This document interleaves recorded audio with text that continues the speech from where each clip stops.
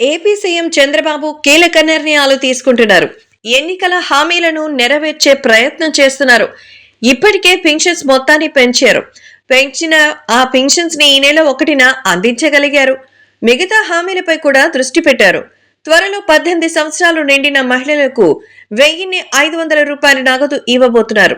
డ్వాక్రా మహిళలకు వడ్డీ లేని రుణాలను 10 లక్షల రూపాయలకు పెంచారు. ఆర్టీసీ బస్సుల్లో మహిళలకు ఉచిత ప్రయాణంపై కీలక ప్రకటన చేశారు. ఉచిత ప్రయాణం అమలుకు సంబంధించి కసరత్తు చేస్తున్నట్టుగా వెల్లడించారు. ఈ ఎన్నికల్లో తెలుగుదేశం పార్టీ సూపర్ 6 పథకాలను ప్రకటించింది. అందులో కీలకమైనది మహిళలకు ఉచిత బస్సు ప్రయాణం.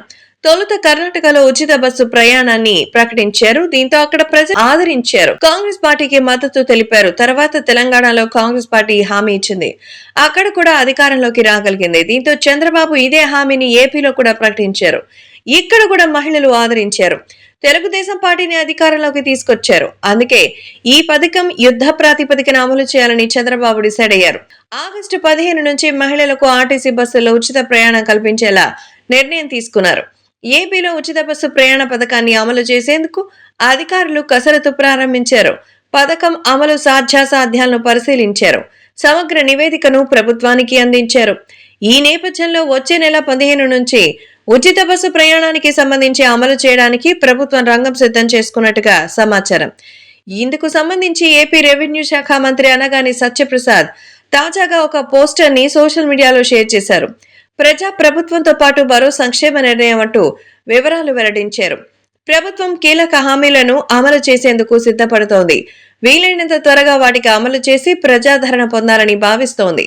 పింఛన్స్ పెంపు పథకాన్ని అమలు చేసి చూపించింది. కీలకమైన 5 పథకాలను వెంటనే అమలు చేసేందుకు సైతం సన్నాహాలు చేస్తోంది.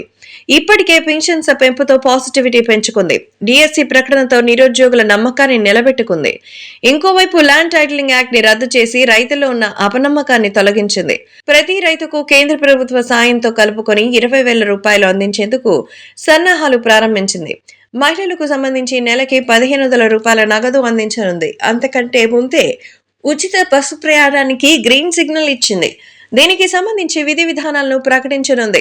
ఆగస్టు 15 నుంచి పక్కాగా అమలు చేయడానికి అన్ని రకాల ఏర్పాట్లు చేస్తోంది. అయితే కేవలం పల్లె వెలుగు సర్వీసెస్ కి మాత్రమే ఈ ఉచిత ప్రయాణం వర్తింపజేయనున్నారు. సూపర్ 6 పథకాల ప్రకటన సమయంలో ఈ విషయాన్ని స్పష్టం చేశారు. ఇప్పుడు దానికి అనుగుణంగానే ఈ పథకాన్ని అమలు చేయబోతున్నారు.